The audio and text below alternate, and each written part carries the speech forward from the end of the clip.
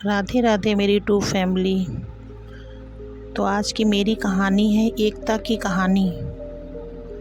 बहुत समय पहले की बात है। एक बड़े जंगल के किनारे एक छोटी सी बस्ती थी। उस बस्ती में एक छोटा सा चींटियों का परिवार रहता था। इस परिवार की मुखिया रानी चींटी थी। रानी चींटी बहुत समझदार और मेहनती थी। उसके परिवार में सैकड़ों चींटियाँ थीं जो मिलकर काम करती थीं और अपना भोजन इकट्ठा करती थीं। उनकी ज़िंदगी बहुत अनुशासित थी और सभी चींटियाँ एक दूसरे की मदद करती थीं। जंगल के पास एक बड़ा खेत था जहाँ अक्सर चींटियाँ भोजन की तलाश में जाया करती थीं। वहाँ के किसान ने भी चींटियों की मेहनत को देखा और उनकी तारीफ की। चींटियों का यह परिवार हर दिन बहुत मेहनत करता था और अपनी बस्ती में लाकर भोजन इकट्ठा करता था ताकि बारिश के मौसम में उन्हें भूखे न रहना पड़े। चींटियों का परिवार बहुत संगठित था और हर चींटी के पास उसका एक विशेष काम था। कुछ चींटियां भोजन खोजने का काम करती, कुछ उसे लाने का और कुछ बस्ती की सफाई और सुरक्षा का ध्यान रखती। इस व्यवस्था के कारण उनका जीवन शांतिपूर्ण और व्यवस्थित था। रानी चींटी अपनी सभी चींटियों का ख्याल रखती और उन्हें समय समय पर सलाह देती कि किस तरह से काम करना है। रानी चींटी हमेशा अपनी प्रजा को यह कहती थी कि हम छोटे हो सकते हैं, लेकिन अगर हम सब मिलकर काम करेंगे तो किसी भी बड़ी समस्या का हल निकाल सकते हैं। एकता और मेहनत ही हमारी सबसे बड़ी ताकत है। चींटियों के इन अनुशासित परिवार में एक चींटी थी जिसका नाम टिंकू था। टिंकू बाकी चींटियों की तरह मेहनती नहीं थी। उसके काम करना अच्छा नहीं लगता था। जब भी सभी चींटियां भोजन इकट्ठा करने या बस्ती की सफाई में लगी होती तो टिंकू बहाने बनाकर सो जाया करती या कहीं छिप जाती। रानी चींटी ने कई बार टिंकू को समझाया, देखो टिंकू, अगर तुम इस तरह आलसी रहोगी तो मुसीबत में तुम्हें कोई मदद नहीं कर पाएगा। हमें हमेशा मिलकर काम करना चाहिए, तभी हम सुरक्षित रह सकते हैं। लेकिन टिंकू ने रानी की बात को गंभीरता से नहीं लिया। उसने सोचा, इतनी सारी चींटियां हैं, वे सब काम कर रही हैं, तो मेरे ना करने से क्या फ़र्क पड़ता है। वह हमेशा यह सोचकर काम से बचने की कोशिश करती।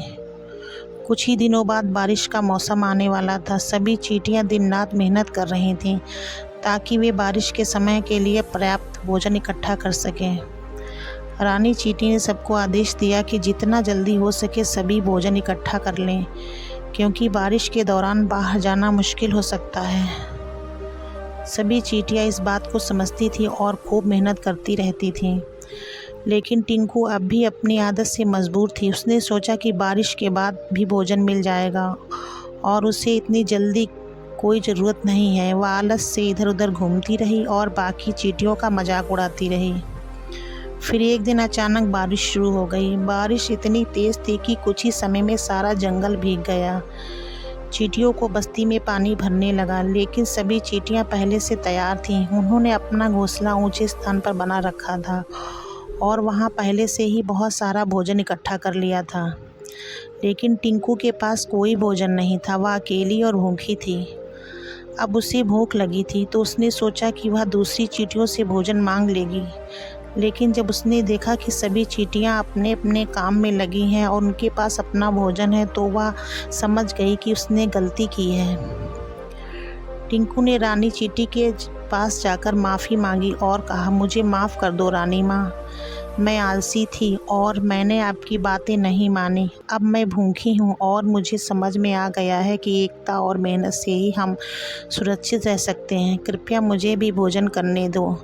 मैं वादा करती हूँ कि आगे से हमेशा मेहनत करूँगी और आपके साथ सबके साथ मिलकर काम करूँगी। रानी चींटी ने टिंकू की बात मानी और कहा, मैं तुझे माफ़ कर देती हूँ, लेकिन याद रखना कि जीवन में आलस का कोई स्थान नहीं है।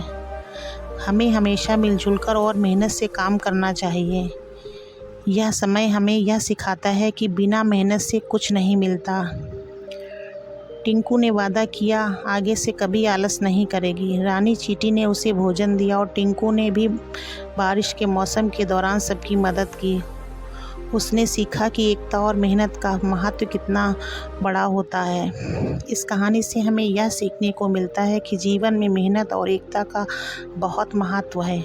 अगर हम आलसी रहेंगे तो मुश्किल समय में कोई हमारी मदद नहीं कर पाएगा, लेकिन अगर हम सब मिलकर काम करेंगे और जिम्मेदारी से अपने काम करेंगे तो हर मुश्किल का सामना कर सकते हैं। चींटियों की तरह हमें भी हमेशा मेहनत करनी चाहिए और एक दूसरे की मदद करनी चाहिए। यही जीवन का सबसे बड़ा सबक है। अगर आपको हमारी वीडियो अच्छी लगी तो वीडियो को लाइक करें, शेयर करें। चैनल पे नए हैं तो प्लीज़ चैनल को सब्सक्राइब करें।